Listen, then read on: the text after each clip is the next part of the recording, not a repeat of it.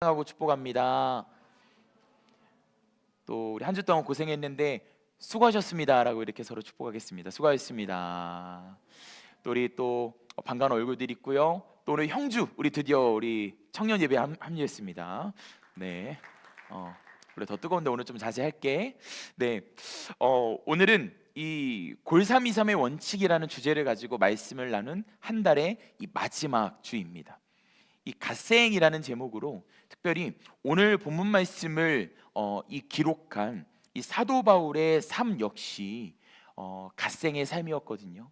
그의 인생을 통해서, 그의 고백을 통해서 우리 함께 또 주님이 주시는 위로와 도전을 얻으시기를 간절히 소망합니다. 우리 모두는 갓생을 외치며 살아갑니다. 학생으로 살아가는 이들도 그렇고요, 직장인으로 살아가는 이들도 마찬가지입니다.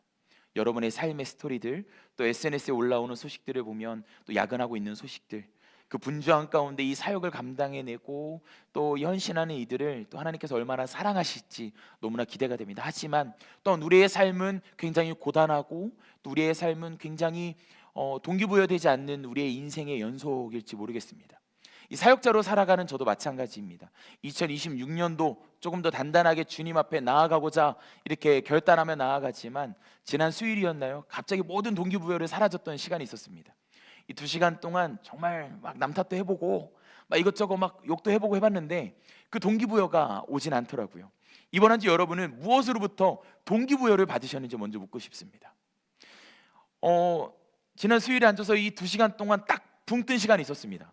저는 이 사역의 속도가 굉장히 중요하기 때문에 이 주어진 일을 쫙쫙쫙 처리해야 되거든요. 이게 막히면 답답해 미칠 것 같습니다. 그때 곰곰이 생각해 봤습니다.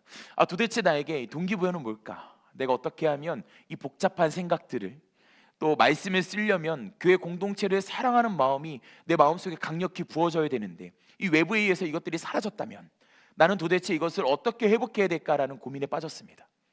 그러면서 유튜브 알고리즘을 조금 벗어나서 다시 한 번 더 찬양을 틀기 시작했습니다. 이 온라인을 통해서, 영상을 통해서 찬양을 들으며 예배하며 제 마음이 컴다운되는 그 모든 시간 가운데 하나님이 주시는 동기부여가 제 마음속에 다시 샘솟기 시작하더라고요. 여러분, 오늘 말씀을 통해서 사도 바울의 인생 가운데 동기부여는 예배였음을 기억하며 오늘 말씀을 나눠보기 원해요. 하루 10분 가장 짧은 동기부여 수업이라는 책이 있습니다. 세계 최고 엘리트들은 어떻게 지치지 않고 성장하는가를 다룹니다. 이 책을 한번 읽어보시면 좋을 것 같아요. 이 책에서 저자는 이런 이야기를 합니다. 멈춘 상태와 회복한 상태 역시 다르다. 이 멈춘 상태와 회복한 상태를 구분하고 정확히 또 분별해서 이 회복한 상태에 이르기까지의 과정, 그 회복 탄력성을 이야기하고 있는 거예요. 이 가운데 이 동기부여 전문가인 이 저자에게 어떤 이들이 질문을 했습니다. 회사원인 것 같아요. 의욕 없는 팀원들에게 동기를 불어넣기가 어려워요. 그때 이런 또 조언을 하더라고요. 팀원들의 탐색 시스템을 자극해 보세요. 자기를 표현하게 하거나 실험 정신을 펼칠 기회를 주거나 목적의식을 갖게 해주면 태도가 달라질 것입니다. 전략적인 휴식을 취하게 하세요 라는 이런 워딩을 사용했습니다. 저는 여기에 조금 집중하고 싶습니다. 같이 한번 따라해 볼까요? 전략적인 휴식을 취합시다. 여러분, 사도 바울은 늘 전략적인 휴식을 취했던 사람입니다. 사도 바울의 인생은 굉장히 고단했습니다. 1차, 2차, 3차 이 전도 여행을 떠나는 그의 인생은요, 다 담을 수 없을 정도로 엄청난 분량을 차지하게 됩니다. 이 사도 바울에게는 지병이 있었습니다. 그의 인생의 마지막 순간까지도 이 병은 그를 떠나지 않았어요. 그는 이 병을 가시라고 표현하고요, 이 성서학자들은 이 사도 바울의 안에 있었던 이 가시, 그가 가지고 있었던 질병을 심장질환이라고 이야기를 합니다. 평생 주님을 위해서 헌신했던 사도 바울이 가지고 있었던 심장질환, 그럼에도 불구하고 평생 끊임없이 주의 부르심을 향해 달려갔던 사도 바울, 그는 도대체 어떻게 동기부여를 받았고 그는 어떻게 전략적인 휴식을 취했는지를 오늘 말씀을 통해서 우리가 알아가기를 원합니다. 오늘 말씀의 배경은, 골로새서의 배경은 우리가 이런 질문으로 시작해야 됩니다. 왜 이 편지가 기록되었는가? 여러분, 이 편지는요, 갓생을 살아가는 사람들을 위한 편지였어요. 이 골로새라는 도시의 배경은 이렇습니다. 한 문장으로 남길 수 있는 것은 적당히 섞인 신앙을 가지고 있는 도시였어요. 같이 한번 따라해 볼까요? 적당히 섞인 신앙.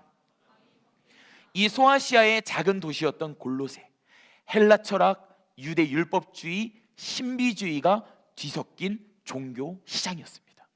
아주 혼잡했다라는 것을 기억하시면 좋을 것 같아요. 당시 문제는 이것이었습니다. 예수님도 좋고 세상도 좋고. 여러분에게 묻고 싶습니다. 예수님 한 분만으로 만족하십니까? 여러분, 이 신앙을 지켜갈 수 있기를 간절히 소망합니다. 우리는 예수님도 좋고 세상도 좋고, 이 신앙을 무엇이라고 표현하냐면 혼합주의 신앙이라고 우리는 표현합니다. 같이 한번 따라해 볼까요? 혼합주의 신앙. 여러분, 이것은 신학적으로 계속해서 다룰, 여러분이 신앙생활하면서 끊임없이 여러분을 도전할 설교자들이 외칠 단어인데요, 이 단어의 뜻은 이렇습니다. 하나님 중심의 신앙에 다른 가치, 사상, 신념을 섞어 복음의 순수성을 흐리는 신앙 형태를 말합니다. 예를 들어서 김치찌개를 하는데 거기에다가 첨가할 수 없는 것들을 넣는 상태를 이야기하는 거예요. 순수 이 맛으로 승부를 봐야 되는데, 우리가 흑백 요리사가 굉장히 또 대세잖아요. 그 안에 정해진 또 어떤 원칙이 있다라는 것이죠. 그 원칙대로 요리를 해야 되는데 말할 수 없는 첨가물을 넣는 상태, 이로 인해서 부패된 상태가 바로 혼합주의 신앙이라는 것입니다. 예수님만으로 충분하지 않다라는 이러한 믿음이 골로새라는 도시 안에 팽배하게 자리 잡기 시작했습니다. 이 골로새서를 기록하신 하나님의 의도는 예수님이면 충분하다라는 것을 깨닫게 하기 위함이었어요. 같이 한번 따라해 볼까요? 예수님이면 충분합니다.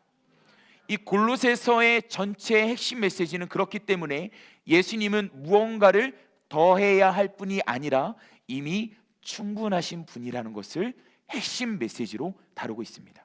그렇게 1장부터 3장까지의 메시지는 그리스도의 탁월성, 2장에는 헛된 철학과 사람의 전통을 경계하라는 것, 그리고 3장에는 그리스도를 믿는 사람의 삶의 방식을 재정립하는 것에 대해서 이야기를 하고 있습니다. 특별히 골로새서 3장 23절 골323의 원칙을 다루고 있는 3장은 그리스도를 믿는 사람의 삶의 방식을 재정립하는 곳이라는 거예요. 여러분, 여기서 우리는 골로새서 3장을 이렇게 표현할 수 있을 것 같습니다. 골로새서 3장은 신앙을 삶으로 번역하는 장이다. 같이 한번 따라해 볼까요? 신앙을 삶으로 번역하다. 저는 바라는 것은 우리 청년의 때를 살아가는 저와 여러분의 삶에, 또 우리가 고백하는 신앙이 우리의 삶으로 번역될 수 있기를 간절히 소망합니다. 우리가 계속해서 교사로 사역하든 또 리더십으로 사역하든, 아까 우리가 리더회의 때 또 우리 나연이가 회장으로서 또 이 섬김의 의미에 대해서 자신의 삶을 나눠주었을 때 저는 이 문장이 떠올랐습니다. 신앙을 삶으로 번역하기를 소망하는 자들을 통해 이루시는 하나님 나라들. 교사로서 우리에게 맡겨진 가정들, 학업, 우리에게 주어진 직장들 속에서 신앙을 삶으로 번역해내는 자만이 하나님을 영화롭게 하며 하나님의 영광을 이룰 수 있다는 것입니다. 이러한 흐름 가운데 사도 바울은 외칩니다. 골로새서 3장 23절 말씀이죠. 무슨 일을 하든지 마음을 다하여 주께 하듯 하고 사람에게 하듯 하지 말라. 여러분, 사도 바울은 여기에서 일의 종류를 바꾸라고 하지 않습니다. 직업을 바꾸라는 이야기가 아닙니다. 일의 방향을 바꾸라고 말합니다. 여러분, 지금 우리가 갖고 있는 직업들, 우리가 전공하고 있는 것들을 바꾸라는 이야기가 아니에요. 우리가 가지고 있는 직업이 바라보는 방향을 온전히 설정하라는 거예요. 내가 공부하고 있는 이 학문의 방향을 온전하게 설정하라는 것입니다. 여러분, 여러분의 삶의 방향이 예수님을 향해 계십니까? 그렇다면 그 예수님을 향한 그 견고한 믿음을 유지할 수 있기를 간절히 소망합니다.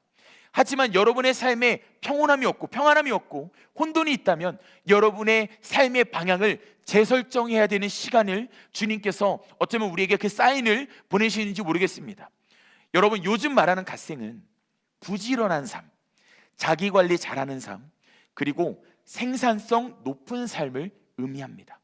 어느 누구나 교회를 다니든 안 다니든 갓생이라는 단어를 사용하기도 하고, 갓생이라는 단어가 최근엔 제가 느끼기에는 좀 긍정적인 것보다는 그냥 아둥바둥 이거 막 열심히 살아내려는 삶을 조금 조롱하는 듯하게 제 마음속에는 들릴 때가 많더라고요. 하지만 여러분, 오늘 우리가 볼 갓생의 성경적 의미는 무엇이냐면 하나님을 삶의 청중으로 삼는 인생이라는 거예요. 같이 한번 따라해 볼까요? 하나님을 삶의 청중으로 삼는 인생. 여러분 그림을 한번 보십시오. 여러분 우리의 인생을 하나님의 무대라고 한번 생각해 보십시오.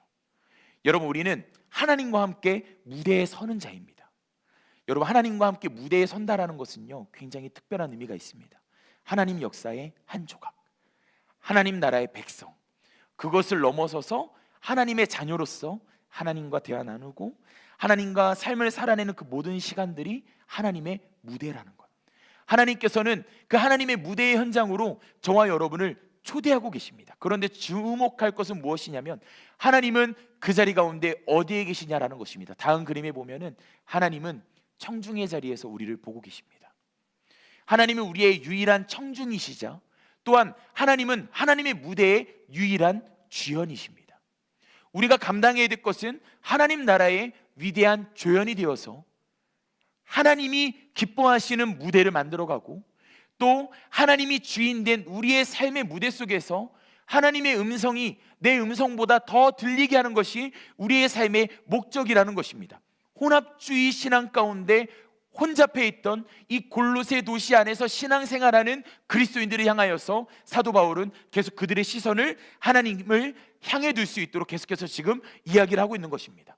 사도 바울은 이 가운데 아주 구체적으로 갓생으로 사는 세 가지 방법을 우리에게 도전하고 있습니다. 첫 번째 방법은 정체성을 다시 설정하라입니다. 같이 한번 따라해 볼까요? 정체성을 다시 설정하라. 여기서 이 사도 바울은 묻습니다. 그래서 너는 누군데? 라고 묻고 있습니다.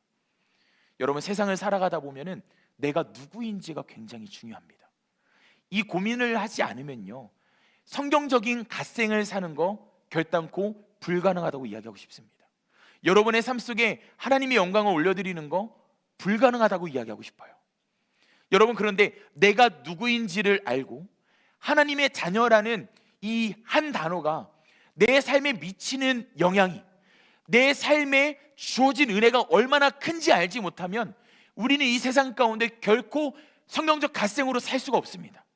여러분 계속해서 이 골로새서를 통해서 사도 바울은 이야기합니다. 골323의 원칙 이전에 1절부터 3절까지의 말씀해 보니까 제가 읽어볼게요. 그러므로 너희가 그리스도와 함께 다시 살리심을 받았으면, 우리의 존재를 향해서 이야기합니다. 너희는 예수님과 함께 다시 살리심을 받은 존재야.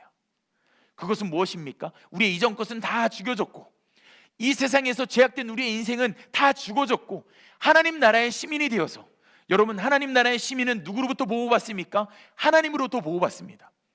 여러분 대한민국 국민은 누구로부터 보호받아요? 이 대한민국이라는 나라로부터 보호를 받습니다. 우리는 이 세상 가운데 하나님의 보호 아래 살아가는 존재라는 거예요. 그렇게 이 사도 바울은 골로새 도시에서 신앙생활하는 그리스도인들을 향하여서 너희는 그리스도와 함께 다시 살리심을 받은 존재다, 너희는 하나님의 자녀다라고 이야기하고 있는 것입니다. 사랑하는 성촌목장 여러분, 신앙생활하면서 저는 여러분에게 도전하고 싶습니다. 늘 우리의 삶에 주어지는 절기들이 있잖아요. 여러분 이제 이 동계수련회가 끝나면 사순절이 올 거고 또 부활주일이 올 거고 또 지나다 보면 맥주감사주일이 오고요, 또 지나다 보면 추수감사주일이 오고 이렇게 어둑머둑 지나다 보면 우리 성탄절 와가지고 또 앞에서 성탄절 차차를 우리가 불러야 되는 순간이 우리의 삶에 찾아올지 모릅니다. 우리는 교회의 역으로 우리의 삶을 살아가고 있어요. 근데 여러분 우리가 마주하는 그 순간들 속에서 여러분 내가 하나님의 자녀라는 것이 얼마나 특별한 의미인지를 여러분의 삶 속에 많이 적용해 볼 필요가 있어요. 내 삶에 주어지는 모든 순간들을 통해서 하나님의 자녀가 얼마나 소중한지를 느낄 수 있다고요. 어제는 살렘 찬양단 회식이 점심에 잠깐 있었습니다. 이제 찬양단에 또 부부가 또 들어오면서 아기가 왔어요. 우리 이래가 왔습니다. 근데 참 감사한 게 제가 저희 교회에서 제 개그가 통하는 아기를 처음 봤습니다. 그래서 정말 아주 친해졌어요. 그래가지고 되게 많은 이야기들을 나눕니다. 하루 종일 이렇게 업고 다니면서 이야기하면서 일하고 여러 가지 대화를 나누면서 문득 이런 생각이 드는 거예요. 마음이 너무 행복하고 너무 좋은데 하나님 보시기에 내 자녀를 놓고 또 아버지신 하나님을 마주하는 그 시간들, 그 대화들, 이 아이의 눈을 보면서 누리게 된 하나님 나라들, 여러분 하나님은 어쩌면 스스로 계신 분이잖아요. 하나님은 존재 이전에 계신 분인데 어떤 청년이 이런 질문을 하기도 했습니다. 하나님은 스스로도 영광 받으실 수 있는데 왜 저를 통해서 영광받기 원하십니까? 하나님은 스스로도 받을 수 있는 분은 확실합니다. 하지만 하나님에게 있어서 가장 큰 영광은 내 자녀로부터 받는 영광이라는 거예요. 나를 닮은 내 존재가 나와 닮은 모습으로 삶을 살아내며 내가 아버지라는 것을 자랑하는 것을 하나님께서는 우리의 삶 속에 원하신다는 거예요. 어제 일하고 시간을 보내면서 제가 느꼈던 하나님의 사랑이었습니다. 사랑하는 성천목장 여러분, 이번 한 주 동안 여러분이 경험한 하나님의 사랑, 하나님의 자녀로서의 은혜는 무엇입니까? 여러분, 이 가운데 하나 권면하고 싶은 것은 말씀 묵상은 영적인 체육관입니다. 말씀 묵상을 하지 않으면 이 사랑을 결단코 경험할 수 없습니다. 여러분의 삶에 길 가다 돌멩이 맞은 것 같은 고난의 순간이 올지라도 말씀 묵상하는 자들에게는 이 돌멩이 맞는 순간이 하나님의 자녀라는 것을 다시 한번 확인하는 순간이요, 하나님의 사랑을 내 삶을 통해서 다시 한번 해석할 수 있는 은혜의 순간으로 전환할 수 있는 힘이 바로 거기에 있다는 것입니다. 말씀 묵상으로 승리하는 저와 여러분 되기를 간절히 소망합니다. 여러분, 우리의 정체성을 기억하면서 늘 이런 고백을 했으면 좋겠어요. 나는 학생이기 이전에 예수님의 사람이다. 나는 직장인이기 전에 하나님 나라의 백성이다 라는 것입니다. 하나님의 자녀로, 하나님의 백성으로 살아가시길 바랍니다. 여러분, 두 번째 방법, 일상의 모든 일을 예배화하십시오. 같이 한번 따라해 볼까요? 일상의 모든 일을 예배화하십시오. 여러분, 이 무슨 일을 하든지, 골로새서 3장 23절의 이 구절은 우리의 삶의 모든 영역을 의미합니다. 이것을 원어로 들어가 보면은 우리의 삶의 모든 영역을 예배의 순간으로 전환시키라는 거예요. 여러분, 이게 정말 말이 되는 소리입니까? 여러분, 우리가 자주 나누었지만 하나님의 임재 연습이라는 이 기독교의 고전책이 있습니다. 이 로렌스 형제라는 수도사가 쓴 책이에요. 근데 하나님의 임재 연습이라고 해서 저도 이 책을 처음 접할 때 막 이렇게 엄청 화려한 성전에서 경험한 은혜를 서술한 줄 알았습니다. 그 인생을 보니까요, 로렌스 형제는 수도사였다가 전쟁에 강제 지명돼서 참여하게 되었을 때 다리를 잃게 되었습니다. 그리고 다시 수도사로 이제 돌아오게 되었는데 그가 할 수 있는 일이 무엇입니까? 한쪽 다리를 잃었어요. 그가 할 수 있는 일은 식당에서 그냥 설거지하는 일이었습니다. 그런데요, 참 놀라운 일이 생깁니다. 이 로렌스 형제가 설거지하는 그 순간에 로렌스 형제는 늘 하나님의 임재를 구했습니다. 하나님을 찬양하기 시작했습니다. 그의 영혼이 하나님을 노래하기 시작했어요. 그가 만나는 모든 사람들을 하나님을 대하듯이 존귀하게 되었습니다. 그리고 경청해 주었습니다. 그리고 하나님이 사인해 주시면 하나님의 마음을 그대로 나누었습니다.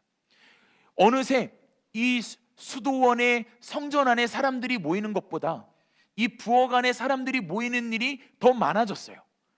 작은 일에 충성하고 작은 일 속에서도 하나님을 예배했던 로렌스 형제, 결국에는 한쪽 다리를 잃고 부엌에서 일을 하던 로렌스 형제가 이 수도원의 원장으로 되게 됩니다. 그의 인생에 담겨왔던 이야기들을 그 책을 통해서 풀어내는데, 오늘을 살아가는 그리스도인들에게 이것이 굉장히 중요한 교과서인 이유는 우리의 삶에 주어지는 모든 순간에, 버스를 타는 그 순간에도, 지하철을 타는 그 순간에도, 직장에 있는 그 순간에도, 때론 내 동기부여를 잃게 만드는 저 진짜 이 골리앗 같은 저 상사가 나를 짓누르려 하는 그 순간에도, 내 감정이 너무 추스를 수 없는 그 상황 가운데 이르를지 모르지만 잠깐 그 마음을 내려놓고 탕비실에 가서 하나님의 임재를 구하는 겁니다. 하나님, 이 마음, 주님, 이 마음 다 덜어가 주세요. 주님, 제 마음을 주님께서 아시죠? 주님, 제 마음속에 주님의 평안을 주세요. 주님, 이전엔 제가 감정적으로 똑같이 대응했다면 주님, 이제는 제가 하나님의 성품으로 대하길 원해요.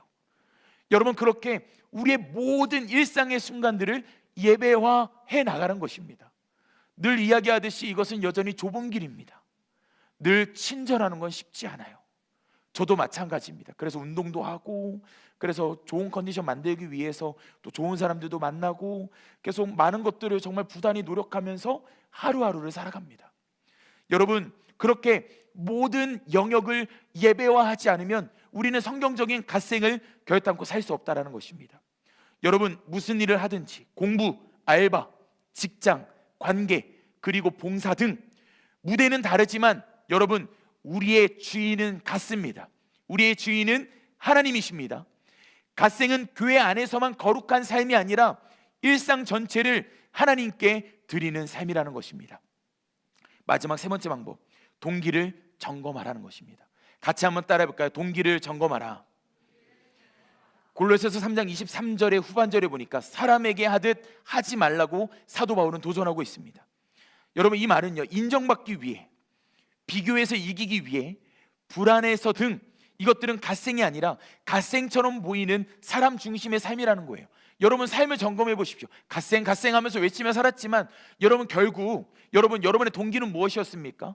여러분의 영광 아니었습니까? 여러분의 성공 아니었습니까? 여러분, 우리는 하나님의 영광, 하나님의 성공을 위해서 나아가야 될 존재인 줄 믿습니다. 하나님은 결과보다 우리의 삶에 중요하게 보시는 것은 방향을 보십니다. 우리가 어떻게 이 방향을 맞추고 있느냐가 중요한 거예요. 여러분, 기타를 연주하기 위해서 가장 먼저 해야 될 것은 기타를 조율하는 일입니다. 조율하지 않으면 기타는 아름답게 쓰임 받을 수가 없습니다. 저 기타는 어쩌면 불필요한 악기가 될 수도 있어요. 근데 조율하는 시간을 갖고 이 연주가 시작되면 이 기타는 밴드 안에서 중요한 역할을 감당하게 됩니다. 우리의 삶을 조율하는 일은 예배하는 일입니다. 우리의 삶을 조율하는 일은 우리가 하나님 앞에 말씀과 기도와 찬양으로 우리의 삶을 계속해서 영적인 근력을 단련하는 순간들입니다. 끊임없이 매일매일 조율해 나가시는 저와 여러분 되기를 간절히 소망합니다. 골로새서가 말하는 진짜 갓생의 결론은 바로 24절에 있습니다. 제가 읽어볼게요. 이는 기업의 상을 주께 받을 줄 아나니 너희는 주 그리스도를 섬기느니라. 여기서 주목할 것은 기업의 상이라는 것입니다. 우리가 얻을 상이 있다는 거예요. 우리가 얻을 영원한 기업이 있다는 거예요. 우리가 가게 될 하나님 나라가 있다는 거예요. 어제 한 예능 프로그램을 보다가 이 사람이 독서를 하면서 이렇게 살아가는데, 이 사람이 최근 관심을 갖고 있는 게 죽음에 관한 것이더라고요. 아쉽게도 기독교인은 아니었습니다. 그러면서 이 죽음에 관한 공부를 계속하기 시작하는데 그의 인생을 보며 마음이 아프면서 또한 우리의 인생이 어쩌면 또 가져와야 될 도전을 또 보게 됩니다. 우리는 잘 죽기 위해서 살아가는 사람들이에요. 죽어야 살거든요. 죽어야 하나님 나라에서 또 우리에게 주실 것들이 하나님께서 있으시거든요. 여러분, 잘 죽기 위해서 우리의 방향을 정하고 또한 이 하나님 나라에서 누릴 것들을 또 이 땅에서 누리기 위해서 예배를 통해서 우리의 삶을 조율해내는, 하나님이 말씀하시는 진짜 갓생을 살아가는 저와 여러분 되기를 간절히 소망합니다.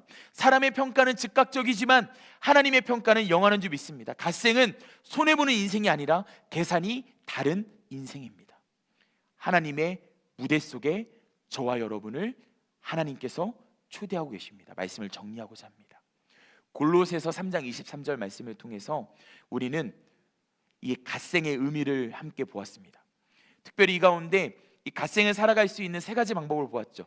정체성을 다시 설정하라. 일상의 모든 일을 예배화해라. 또 마지막으로 무엇이었습니까? 동기를 점검하라. 그렇게 우리가 방향을 정하고 우리 인생에 주어지는 장애물들을 이제 하나씩 넘어가는 거예요. 근데 여러분, 삶을 살아가다 보면은 늘 이런 순간이 찾아옵니다. 늘 우리의 삶에 레임덕이 찾아옵니다. 저도 마찬가지입니다. 그래서 제가 자주 하는 말은, 우리 건이하고 맨날 목요일마다 축구화 사는 말이지만, 이겨내라는 말들을 팀원들하고 이야기를 많이 합니다. 여러분, 그런데 저는 그런 것 같아요. 저도 이제 이 청년의 때를 우리가 함께 살아가잖아요. 사역자로 살아가면서 제가 겪은 레임덕은 몇 번이었을까요? 수백 번이었습니다. 여러분, 그런데 이 삶 속에서 승리하는 직장인들, 삶 속에서 승리하는 학생들, 또 무엇보다 삶 속에서 승리하는 그리스도인들의 삶을 보니까 이 레임덕을 신실하게 넘어가더라고요. 여러분, 이 레임덕은요, 내 삶에 뭘 가져오냐면 때론 수치를 가져옵니다. 내 잘못일 경우가 많거든요. 사과해야 되는 순간이 찾아와요. 내 수치가 드러나는 순간이 찾아올 수도 있습니다. 무엇보다도 내 삶의 레임덕은 주변에 도움을 받아야 되는 순간이 좀 찾아옵니다. 굽혀야 돼요. 또 내 동역자들에게 손 내밀 수 있는 용기가 필요합니다. 여러분, 그런데 사도 바울의 인생 가운데 얼마나 많은 레임덕이 있었을까요? 사도 바울이 바나바 때문에 초대교회에 초대를 받았잖아요. 하지만 선교의 방향과 사역적인 생각, 또 ENTJ였던 이 사도 바울의 성향과는 정반대였던 이 바나바와 큰 다툼을 하면서 헤어지는 또 사건을 경험하게 됩니다. 이 사도행전 16장에 이것을 크게 다투었다라고 이야기를 하거든요. 뿐만 아닙니다. 사도 바울의 인생 가운데는 믿음의 동역자들로 인하여서 그들의 배신으로 인하여서 태형을 당하기도 하고 돌로 맞았던 순간들, 또 17장의 루스드라 선교회에서 그가 복음을 전하고 사람을 살렸지만 그 도시에 있는 유대인들에 의해서 돌로 맞아서 죽었다라고 여겨지는 순간들도 있었습니다. 사도 바울은 계속 레임덕을 겪었어요. 근데 사도 바울이 이겼을 수 있었던 이유는 바로 이 골삼이삼의 원칙 가운데 있습니다. 모든 삶에 주어지는 순간들을 주님께 대하듯 하고, 또 내 삶에 주어지는 모든 관계들을 주님이 주신 선물로 여겨라. 사랑하는 성청 목장 여러분, 저는 이 말씀을 준비하며 또 저의 삶을 꿈꿉니다. 저는 올 한 해 또 레임덕을 한 100번은 겪겠죠. 근데 저는 여러분들을 믿습니다.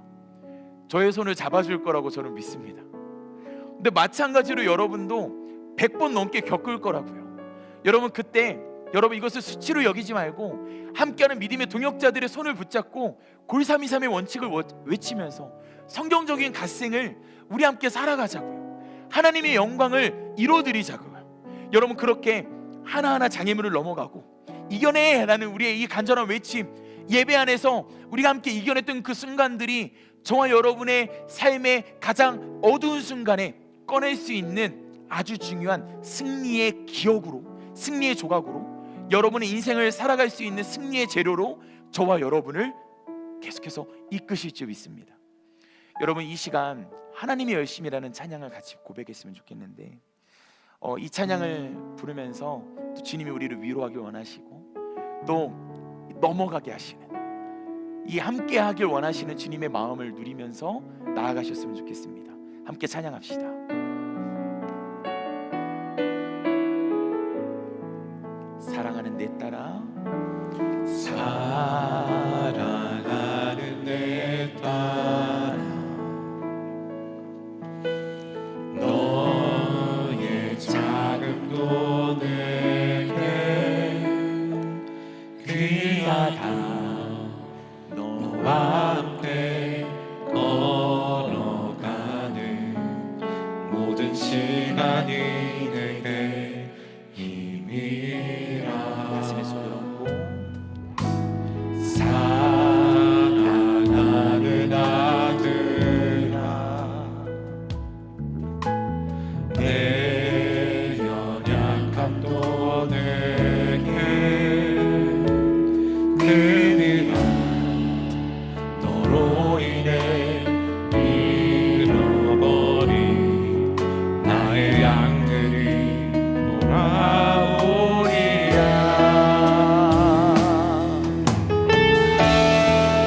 조금 느린 듯해도 기다려주겠니? 조금 더딘 듯해도 믿어줄 수 있니?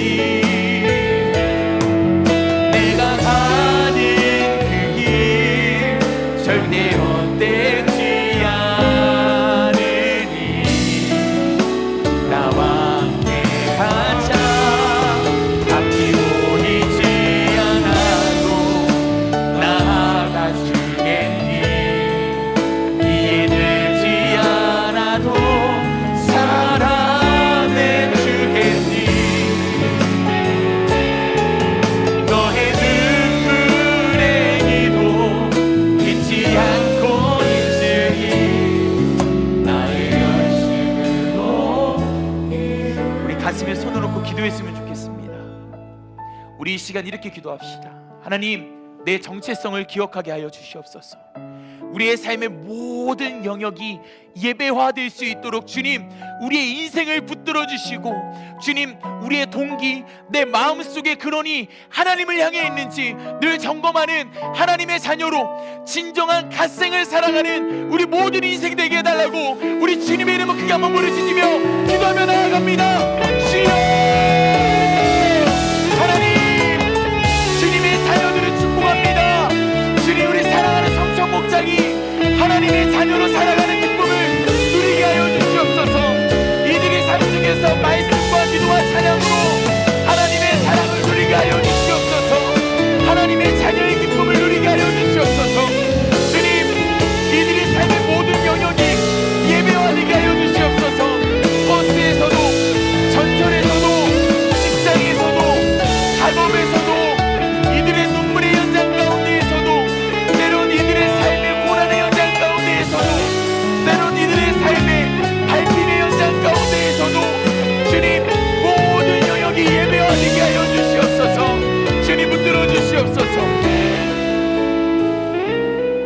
하나님, 갓생을 살아갈 수 있는 주의 자녀가 되게 하심에 감사합니다. 주님, 하나님의 자녀됨의 가장 큰 권능은 우리의 삶의 모든 영역에 예배화에 있는 줄 믿습니다.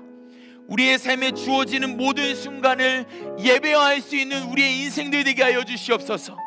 그렇게 우리의 동기를 점검하게 하시고, 우리가 매주 겪고 있는 내 직업, 내 학문의 레임덕들 회피하지 않고 하나님의 손을 붙잡고, 또 우리 믿음의 동역자들의 손을 붙잡고 한 걸음 한 걸음 넘어가며 하나님 나라의 영광을 위해서 부르심의 상을 향해 달려갔던 사도 바울의 고백과 같이 살아갈 수 있는 우리 모든 인생들 되게 하여 주시옵소서.